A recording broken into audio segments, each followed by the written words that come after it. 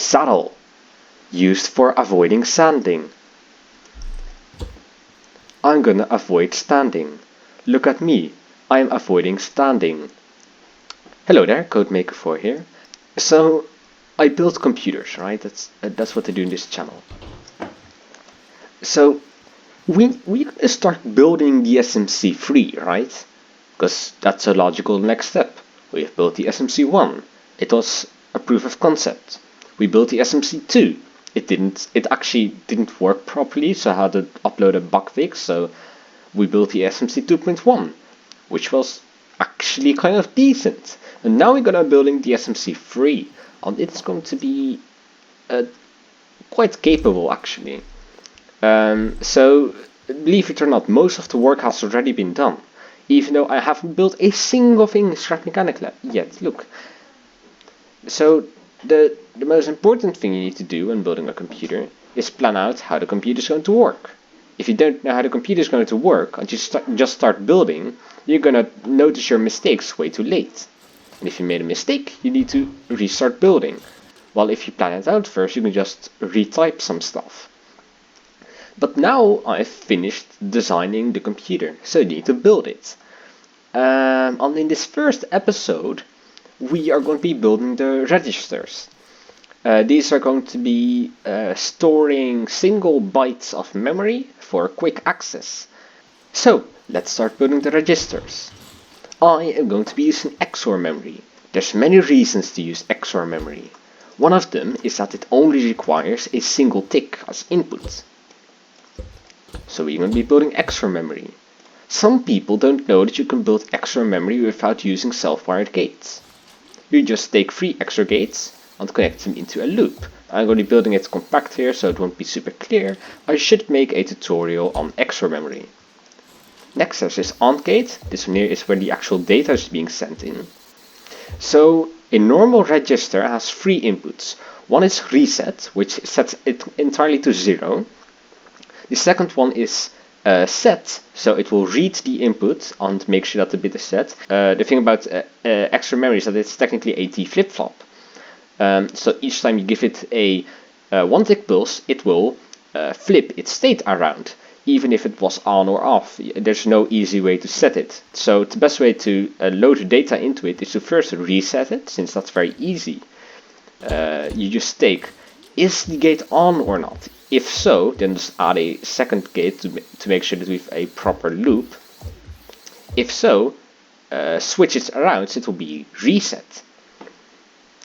So this is our data input. This is our reset. We can also use this, but it really doesn't matter. And then we are going to be having an output. I'm just going to make it green. And that's our basic XOR memory. For now, I'm just gonna save it. I'm just gonna, for organization and stuff, I'm gonna say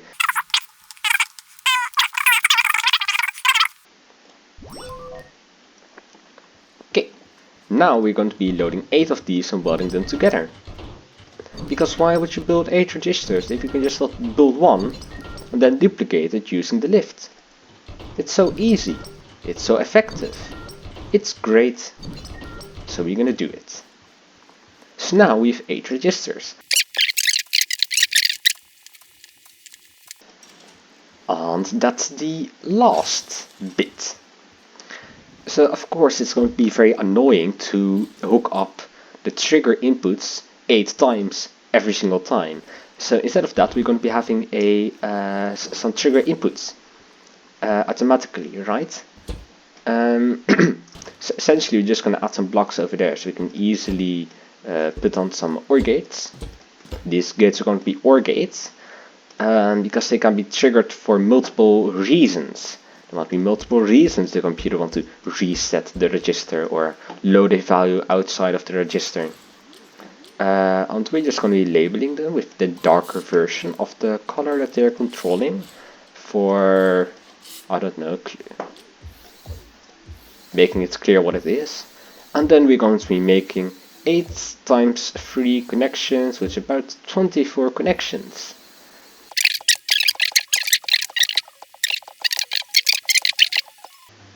So now we have a register. So we're gonna name it SMC3 parts. What did I call the other one again? Okay. But CodeMaker 4, what was that special thing these registers are also going to be able to do?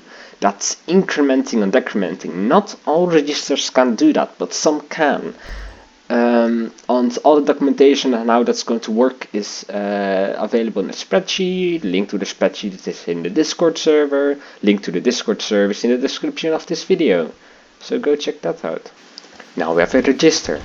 You might be saying, well, CodeMaker 4 isn't incrementing like a difficult thing where you have to make an entire half adder or actually full adder for 8 bits and then like just add 1 to it. Well, yes, that's one solution, but there's a simpler solution actually. So to demonstrate that simpler solution, I am going to be making a 4-bit version of what I have over there.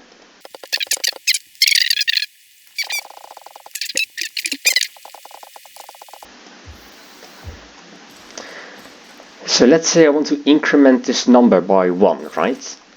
So what you would do is you would of course just flick this switch. Let's just use a spot gun, because that gives a 1 tick pulse. So what if you want to increment this again? So what you would do is you would switch this one off and then switch this one on. But now I want to flick this one again. But now these two are on, so to switch them both off and turn that one on. Notice that pattern. You take the entire sequence of bits that are on from the beginning, turn them, and that's like a full row, right? Or with no interruptions, like this one here. You turn it all off, and the first interruption is being turned on. So in this case, we have a row of 1 bit that's turned on. You turn that off, then at the end we turn something on. With a row of 0 bits that's turned on. So we don't turn anything off, because there's only 0 bits. And then turn the last bit, which is the first bit, we turn it on. Up now there's a row of 3 bits. We are going to turn them off and turn the last one on. Notice we've counted to 8 over here. So you might be thinking, what CodeMaker 4? How can you make a very simple circuit out of that? Well, I will tell you how you can make a very simple circuit out of that. Actually, I'm gonna build this. No, I'm gonna build this like this. It's fine. So, what we want to do, right, is have a button input. And this first bit is always going to flip, actually. Because this is going to be if the number is odd or even or not. And each time you increment something by 1, it's going to switch odd and even. So it's fairly trivial to figure out that's always going to be turning on and off. But let's say that we want to check if this one here should flip or not. Well, it's only going to be flipping if both the button is turned on and the previous bit is turned on. If the previous bit was turned on, it's going to flip around anyway. And if the previous bit was on, that's going to go turn off, and the bit 2 will need to turn on. So as you can see, we've already built a 2-bit counter. 0, 1, 2, 3. So this third bit should be checking if both the first and second bit are turned on the button, in which the case it's going to be flipping the third bit. Same for the fourth bit. So the last bit is going to be having all the previous bits, excluding itself. And it's also going to be having a input of the button. So now we've built a 4-bit counter, if I didn't make any mistake. So it's 0, 1, 2, 3, 12, 13, 14, 15. Notice how we built a counter, but we only added 1 block to this XOR thing. And the great thing about XOR memory is that you can add as many inputs as you want. You don't need XOR gates to properly process the inputs. It's fine, you can just add them in. So as you can see, we only need a single row of AND gates. So let's just put these AND gates in, shall we? it's gonna be a pain to wire up properly. And that's why I'm only gonna be doing it once instead of 8 times. Because I have still saved this little thing. Right? So essentially, we're gonna be just doing everything that we can do without having any other bits. So just gonna have this second AND gate. And yeah. But how is decrementing going to work? Because these registers also need to be able to decrement. So let's go back to our thing over here, right? So say we want to decrement. Let's just build some more buttons again. Let's do decrementing on the top because there's more room. So say we have this number, right? Oop, let's just probably do a spot on. And we want to decrement it. Well, the number is 6. And the number we want to get to is 5. So we want to take... So in this case, we want to flip these two. And now we have 5, and the number we want to get to is 4. So we only have to flip this, right? And then we want to go to 3. So we need to flip all of these. And turn off the last one. Let's now do it in the same way. But this time look at the algorithm. It's actually quite similar to what we've done before. So what we do is we look at the sequence of bits that are turned off. We're going to flip them all around. In this case, there's only one of them turned off. Then we're going to look at the first interruption of this sequence, which is this bit here. We're going to also flip that around. Let's do the same thing. The sequence of bits that are turned off at the beginning is 0. So we actually immediately start with the bit after the last bit in the sequence of bits that are turned off. So we're going to flip this around. And now we have a sequence of bits that turned off of length 2. So we're going to flip this all on.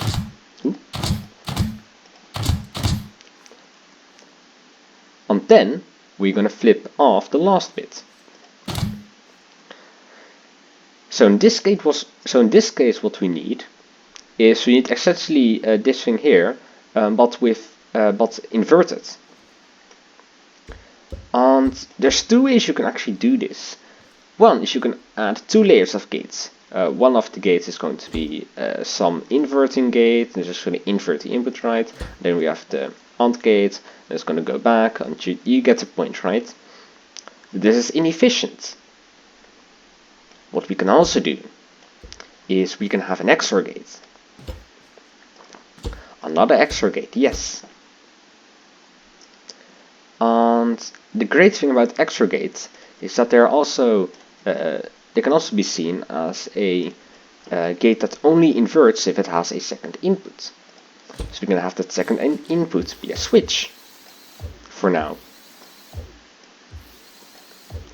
We're going to have a input be the bits over here. As you can see, when we turn on the switch, it's going to invert it. And then instead of these AND gates looking directly at the previous bits, we're going to make them look via these XOR gates. So I'm going to do some unwiring.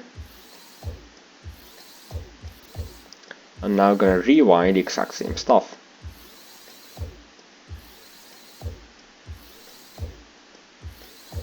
Right. So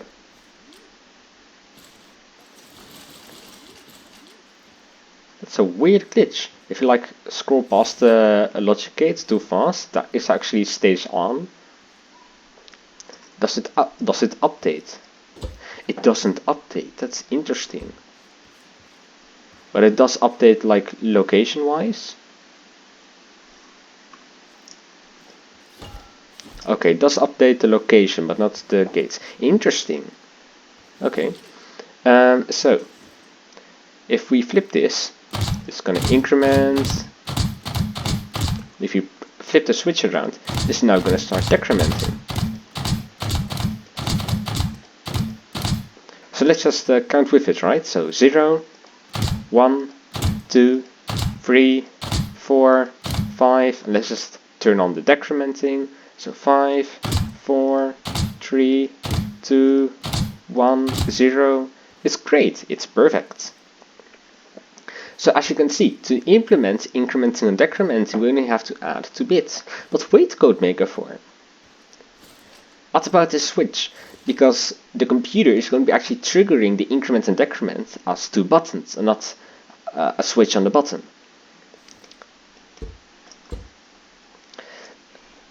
So the input is going to be a 1-tick pulse. For incrementing, it's going to be easy.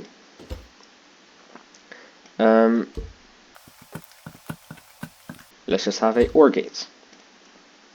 That's also the input gate for incrementing. And the input gate for decrementing is also going to be an OR gate. And we're going to paint it red. And it is actually going to be connecting into the increment gate. This seems kind of confusing, because why would the decrement sequence use the increment trigger? Well, as you may have noticed, the increment trigger is asked to do something, and the red trigger is just going to activate the decrement mode. By default, it's in incrementing mode. And because it's triggering all of these AND gates via this green gate, it's going to be 1 tick behind. Which means that first it's got inverted, and while that's still being turned off, these turn on, and still have this inverted input from before in the case of decrementing. So let's just hook this all up, right? So with an increment switch, 1, 2, 3, 4, 5. Great, right? And now we're gonna decrement 5, 4, 3, 2, 1, 0. It's perfect, it's great. So we can add incrementing and decrementing functionality with just 2 gates per bit and some extra 2 input gates, which physically can't be less than this. So it's perfect, it's compact, it's lag free, it doesn't use a lot of gates, it's fine, it's great. So let's build this. So where is this 1 bit? There it is.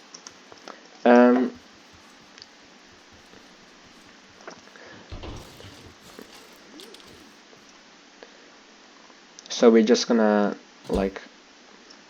I don't want this to be too full. So I'm just gonna have the XOR over here. It's gonna be red. Oh, we're already using red for resetting. I'm gonna reuse it. It's green. Like that. So that's the only thing that we need to do for a single bit. I'm gonna save this. With extra functionality.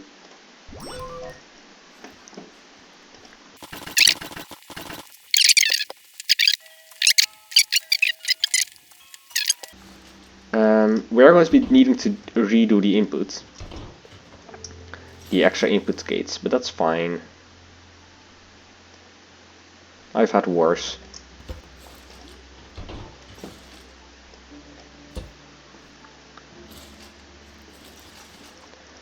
So we have a input. We're going to be having 5 inputs now, actually. I do want to keep the original inputs in the same place, and I'm just going to be adding more inputs. These are all going to be OR gates. They are going to be having a blue input, a green input, a red input, another red input and another green input. Actually, let's make them the darker variants for consistency. And we're going to be removing this. Perfect. And now we're going to be making a lot of connections, actually. I think I want to do the increment actually directly after this, because that's going to get bad like more difficult to do later. So all of these XOR gates are going to be reading inputs. Where's my test thing? It is over here.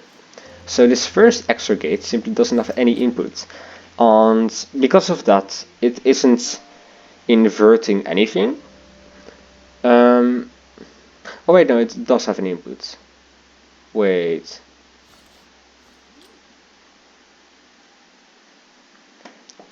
I might have made a mistake. The connection over here wasn't supposed to be like this. It's not that bad. I think I'm just gonna rewire it like this.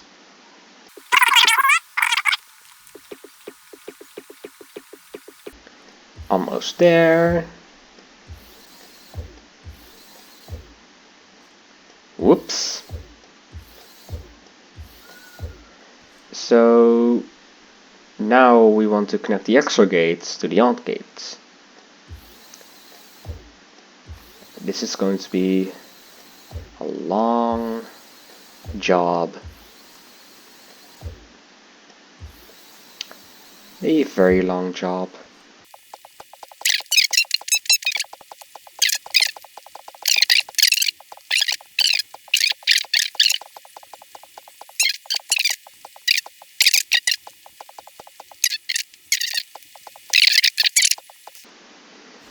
But now theoretically everything is wired up. So I'm gonna hook up some switches. I'll hook up some buttons. And actually like connect them. Oh, the button connections disappear because you can't connect buttons to buttons. I'm used to connections only disappearing if they're like on a different creation, so it's getting scared. So let's try to reset it. Okay, actually let's make this connection. There are okay, so yes, okay, so decrements.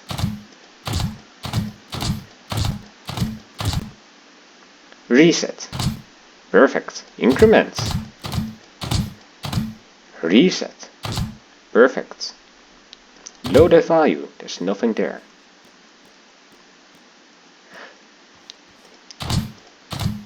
That value is loaded. So this is the problem with XOR logic. If you try to load this value again, it's actually going to XOR it with the value that was already in there. So what you need to do is you need to first reset it. Reset it, and then load in the value. Anyway, so that's all the logic made. So just gonna call this SMC3 parts register. It's gonna advanced register, and it's gonna be 8 bits. Save it. How many gates does it have? 77. Oh yes, so this is also great. Axolot, fix your game. I can do stuff with that. I can use that. So what if I make a very crappy creation?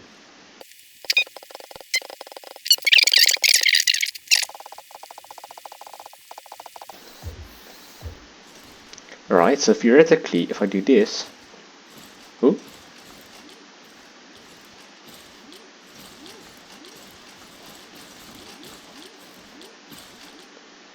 okay. So now with the CM4 logo, right? If I do this, it's gonna stay there. Haha!